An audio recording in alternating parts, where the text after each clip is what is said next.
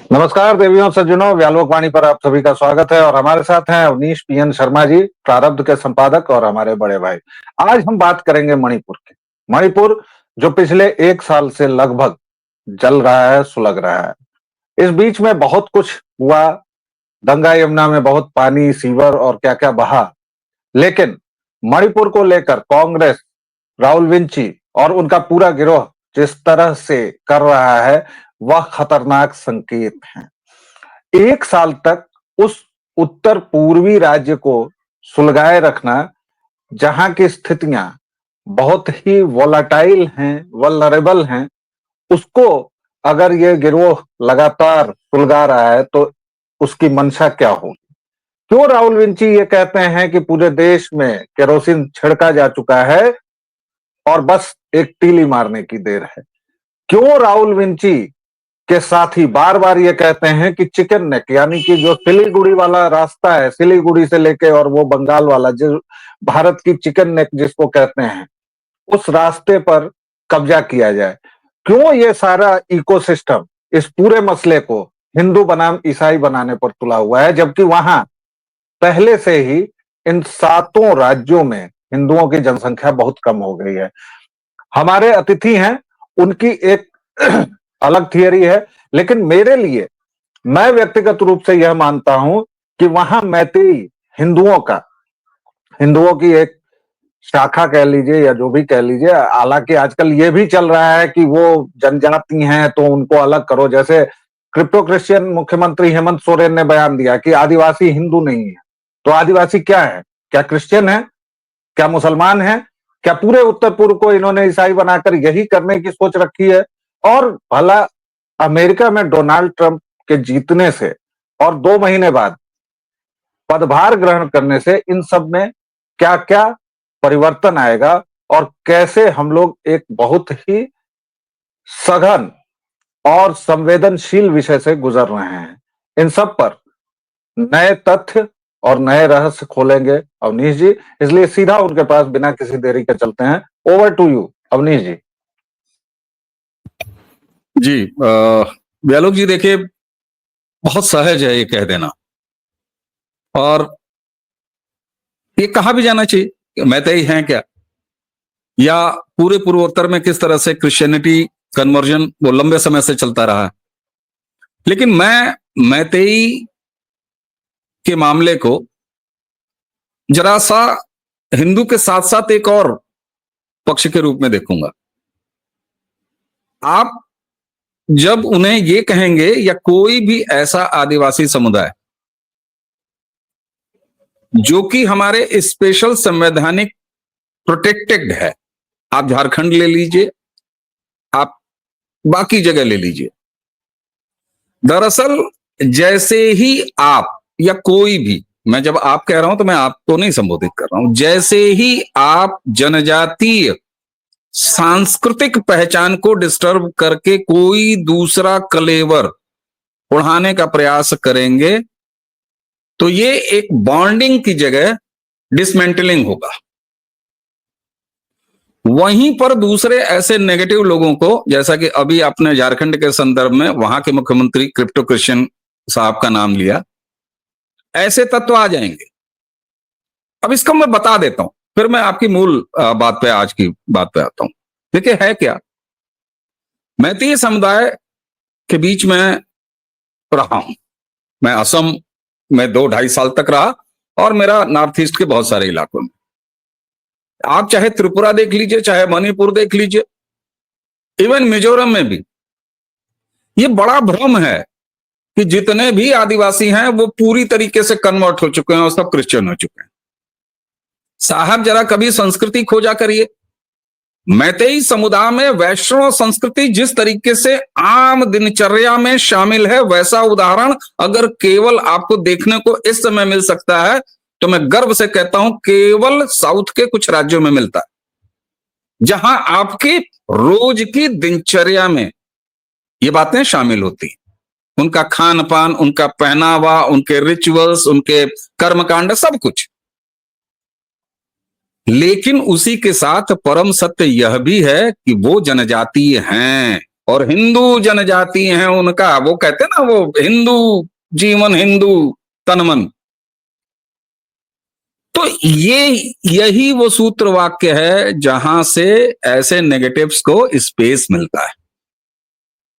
मणिपुर में ये स्पेस लेने का प्रयास किया गया। और अब कुछ फैक्ट आपको बताता हूं, मैं ले चलता हूं आपको साल 2023 में। मणिपुर में जब ये मामला शुरू हुआ तो आप ध्यान दीजिए, सबसे पहले इसको क्या कहा गया, इसको कहने का यह प्रयास किया गया कांग्रेस और कांग्रेसी इकोसिस्टम द्वारा कि साहब ये वहां के जनजातियों के खिलाफ हो रहा है। लेकिन इसको और बढ़ाया गया और इस्टेब्लिश किया गया।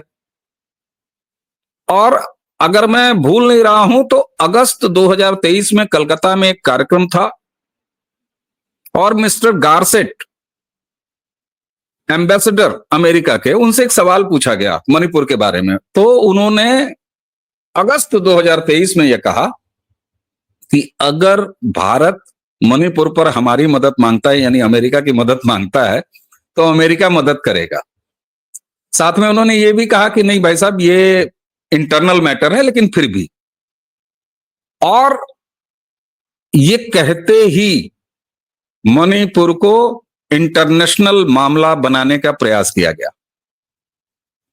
कांग्रेसी इकोसिस्टम ने, इंक्लूडिंग राहुल गांधी, पूरा ताकत लग गया कि किसी तरीके से बाइडेन प्रशासन और अमेरिका का इंटरवेंशन हो जाए। अमेरिका का इंटरवेंशन होने से होता क्या, यह मामला क्रिश्चियनिटी वर्सेस भारत में उस इलाके में रह रहा समुदाय। और एक चीज आप बता दें, भारत में बार बार यह प्रयास क्यों किया जाता है कि कभी मुस्लिम वर्सेस, कभी क्रिश्चियन वर्सेस? उसका कारण क्या है कि जो वर्सेस के बाद वाला है ना, स्वाभाविक रूप से, हालांकि ये एक अच्छी बात भी है, मेरे लिए गर्व की बात है कि भारत में मुसलमान वर्सेस करोगे तो हिंदू वर्सेस मुसलमान ही होगा। इसका मतलब है कि तुम भी ये मानते हो अभी भी डोमिनेंस है कि भारत मतलब हिंदुओं का देश, भारत मतलब सनातन संस्कृति का देश। भारत में अगर कोई भी एक बूंद आंसू रो रहा है तो उसकी अगर सामने वाली पार्टी है तो वो हिंदू है।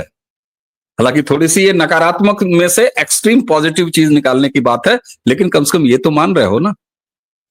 तो अगर इंटरनेशनल स्तर पर क्रिश्चियन प्रताड़ित हैं भारत में, स्पेशली मणिपुर में, तो मैसेज क्या जाएगा, हिंदू वर्सेस ईसाई। यही चाहत थी। अब ये चाहत क्यों थी कांग्रेस इकोसिस्टम की?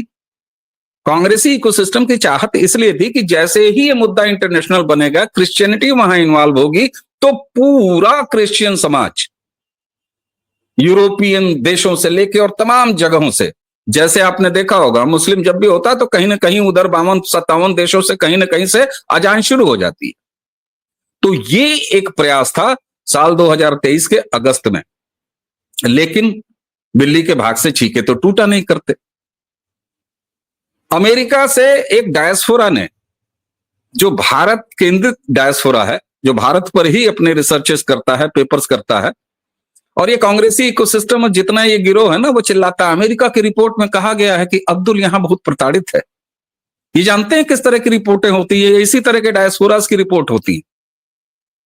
वहां की रिपोर्ट ने सितंबर 23 में, जब अमेरिका को अगस्त में इन्वॉल्व करने का प्रयास किया गया कांग्रेस द्वारा, सितंबर 23 में ही एक बड़ी डिटेल्ड रिपोर्ट प्रकाशित की और उनकी फाइंडिंग्स ये थी कि मणिपुर में जो कुछ भी हो रहा है ये केवल ड्रग कार्टेल, ड्रग धंधा, ड्रग्स का धंधा, इसमें वर्चस्व की लड़ाई है।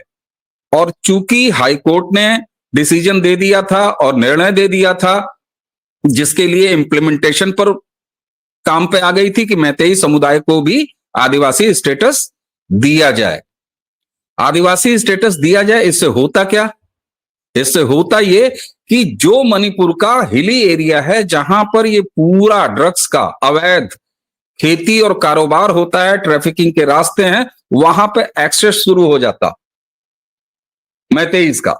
और मैतेईस का जब एक्सेस शुरू होता तो वो बातें दूसरे तरीके से डाइल्यूट होना शुरू होती।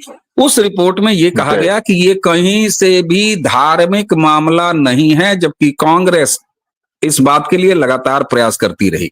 जब लोकसभा 24 के इलेक्शन के ठीक पहले उनका ये प्रयास असफल हो गया, तो फिर आपने देखा होगा कि इलेक्शन के बाद इन तमाम समय में, जितना भी समय 4 जून के बाद गुजरा है, कांग्रेसी इकोसिस्टम मणिपुर पर अभी तक चुप है। लेकिन इनका नेक्स्ट प्लान क्या है, आप कुछ कहेंगे, उसके बाद में बताऊं।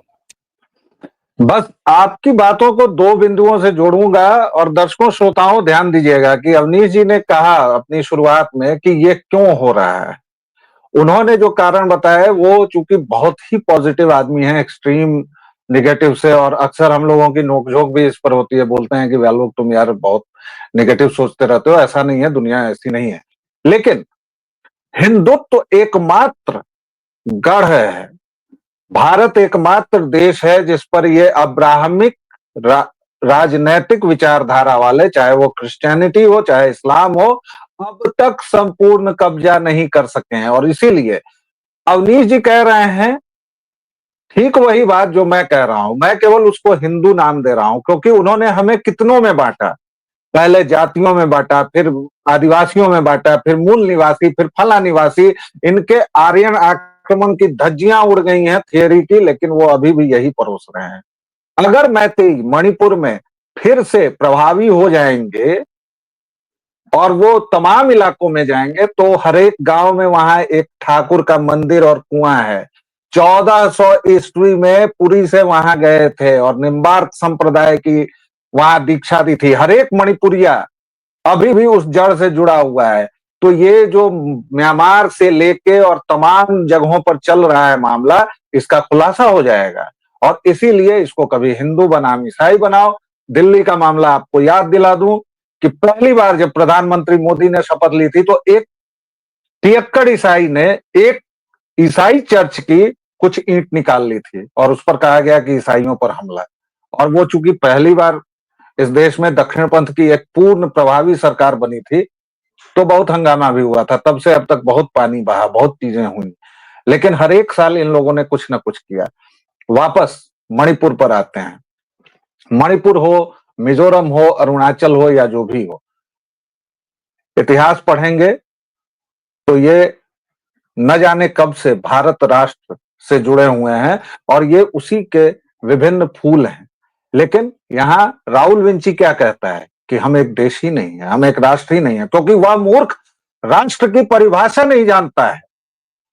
इसलिए क्योंकि उसको इटली में जो कुछ पढ़ा दिया गया वही वह मूर्ख जहां तहां बोलता रहता है। लेकिन यह जो मामला आया है अवनीश जी, इसको थोड़ा सा हमारे दर्शकों के लिए बताइए कि ट्रंप के आने जाने से क्या प्रभाव पड़ेगा, और आप अपनी जो बातें कह रहे थे उसको भी थोड़ा विस्तार से बताएं। जी जी, देखिए साहब, एक चीज बड़ा साफ हो जाना चाहिए।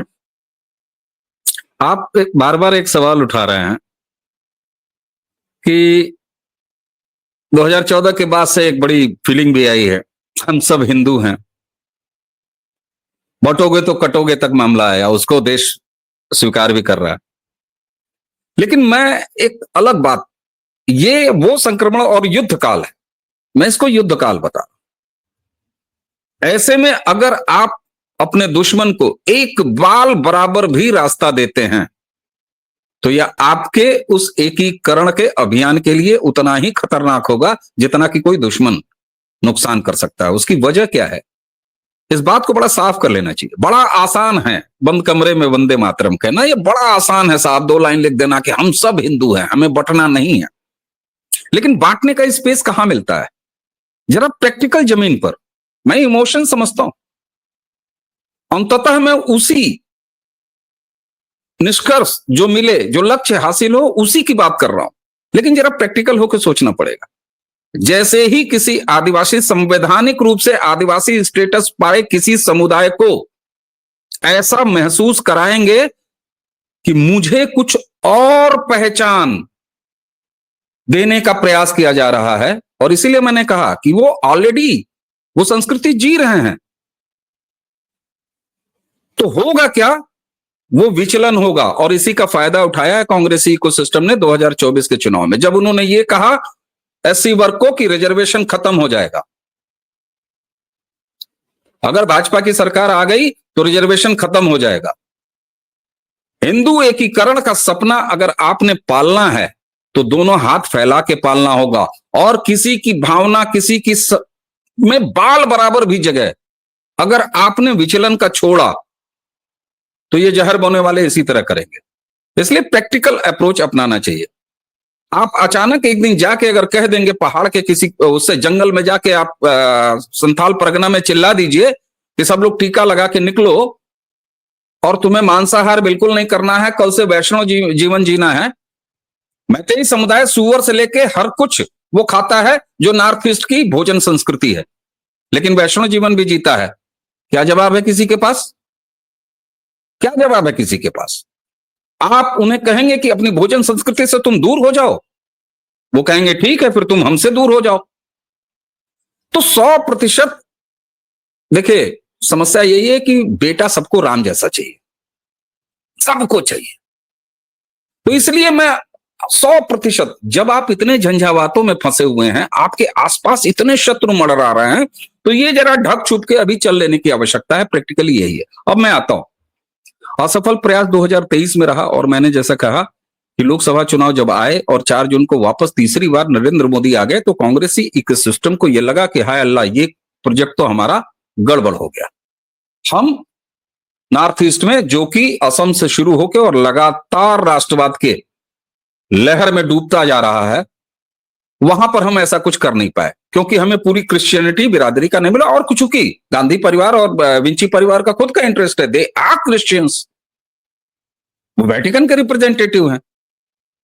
तो ये थोड़े से शांत हुए, लेकिन तब तक साहब इनके हिस्से एक और मुहर्रम आ गया, ट्रंप चचा आ गए अमेरिका में। ट्रंप की जीत के बाद ही बाइडेन से पोषित, पल्लवित और सोरोस गैंग का पूरा इकोसिस्टम न सिर्फ अमेरिका में बल्कि पूरे विश्व में इस समय जार जार रो रहा है। भारत में भी आपने यही देखा, यहां भी कांग्रेसी इकोसिस्टम और पूरे गिरोह में मुहर्रम है। बाइडेन से तो कुछ उम्मीद थी, लेकिन ट्रंप और मोदी का वो केमिस्ट्री इन्हें और ज्यादा परेशान कर रहा है। इसलिए 20 जनवरी जब ट्रंप आ जाए, उससे ठीक पहले मणिपुर में एक ऐसी स्थिति क्रिएट करने की पूरी तैयारी, पूरी प्लानिंग है कांग्रेसी इकोसिस्टम की, जिसे होता हुआ अगले कुछ दिनों में आप देखेंगे। 2.5 महीने का वक्त है, ये 2.5 महीने बहुत ही ज्यादा सेंसिटिव हैं भारत के लिए।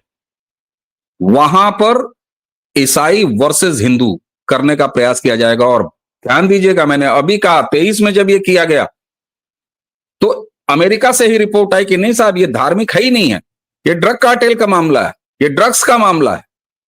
हाँ, उस रिपोर्ट में यह कहा गया कि जो मैतेई समाज है वो बहुत धार्मिक रूप से, सांस्कृतिक और रूप से बहुत पल्लवित समाज है, उनके अंदर बहुत स्ट्रांग फीलिंग है अपने धर्म को लेके। लेकिन ये जो झगड़ा चल रहा है, इसमें कहीं से धर्म नहीं है। अब कांग्रेसी इकोसिस्टम ये पूरा प्रयास करेगा और करने की तैयारी में है कि ट्रंप के स्वागत में, ट्रंप और मोदी की केमिस्ट्री के स्वागत में मणिपुर में एक ईसाई वर्सेस हिंदू दंगा प्लान किया जाए, जिसके मोडस ऑपरेंडी में यह शामिल होगा कुछ चर्चेस पर हमला कराना, कुछ क्रिश्चियन लोगों पर हमला कराना, कुछ लिंच जैसा माहौल पैदा करना। इसके उलट वहां पर यह भी आएगा कि कुछ क्रिश्चियनों ने कुछ हिंदुओं को, कुछ मैती समाज के किसी मंदिर पर तोड़ताड़ हुई, ताकि दोनों समुदाय में एक हो।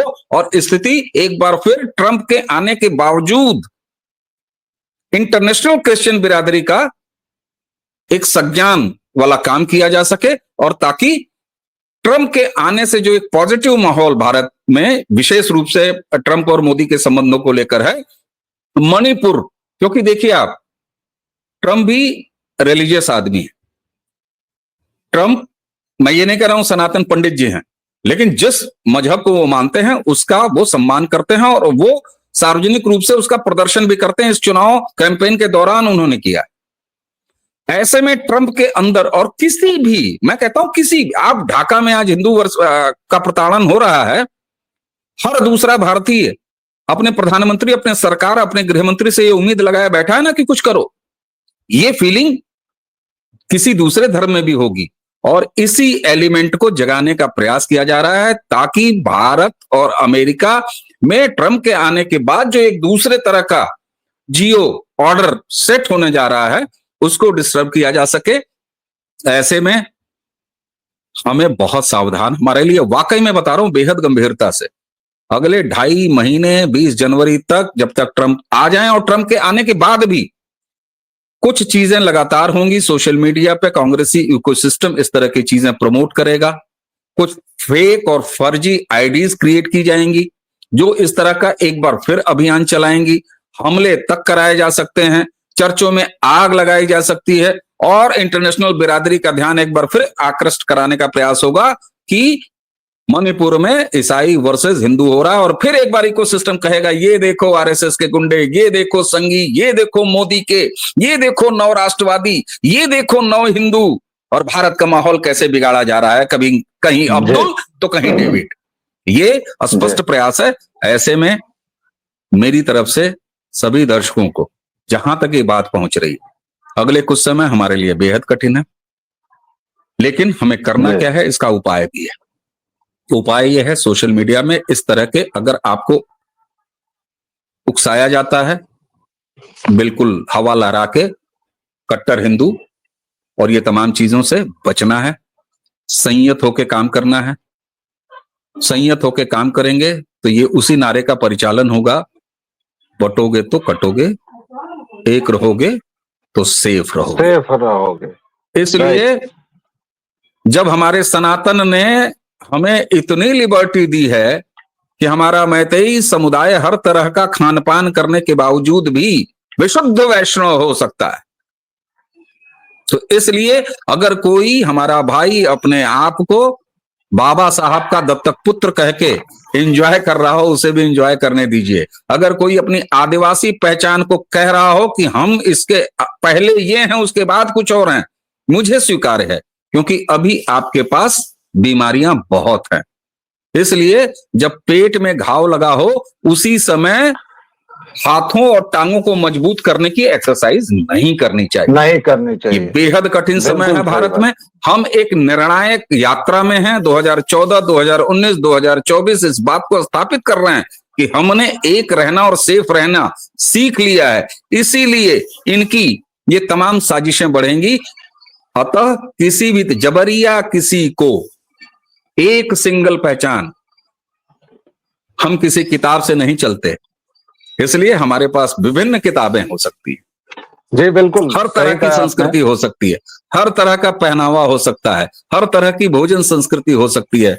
इसलिए जबरिया फतवे करण से हमें बाज आना है, और ये हम करते रहेंगे तो हम जो काम पोलिंग बूथों पर जाके कर रहे हैं वही काम हम अब चीजों को समझने में करेंगे, तो फिर हमारा कल्याण ही कल्याण।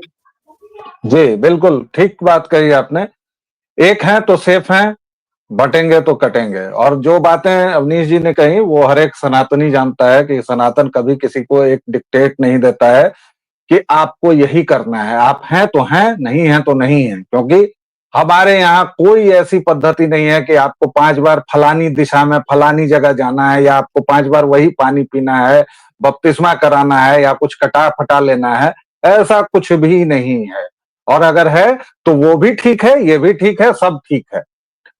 लेकिन जाते जाते हम लोगों ने हिंदुत्व की पाठशाला शुरू की थी, मैंने और अवनीश जी ने, उसके लिए इन्होंने बहुत मसाला दे दिया है। तो दर्शकों आपको बता दूं कि अगले सवाल में, क्योंकि मैं अक्सर ये सोचता हूं कि सनातन का इतना खुलापन उसकी कमजोरी है या उसकी ताकत है, क्योंकि हमारे देखते देखते पूरे उत्तर पूर्व को ईसाई बना दिया गया, और ईसाई बनने पर क्या उनकी पहचान धूमिल नहीं हुई? पूरे झारखंड में जो चल रहा है, पूरे मिथिलांचल में जो अब्दुलों की फौज आ रही है या मिशनरी फौज आ रही है, जो भीमवादी बन रहे हैं, वो किस तरह से कन्वर्ट हो रहे हैं, ये सारे सवाल हैं, और इन सब पर जवाब लेंगे हम, खोजेंगे हम, मिलकर तलाशेंगे। अगर आपके भी ऐसे कुछ सवाल हो, जवाब हो, तो आप भी हमें दे सकते हैं। फिलहाल दीजिए आज्ञा, मिलेंगे अगले वीडियो में। व्यालोक वाणी पर अपना स्नेह और प्रेम बनाए रखें। जय सिया राम। बहुत बहुत धन्यवाद अवनीश जी, थैंक यू। नमस्कार, जय जय सिया राम।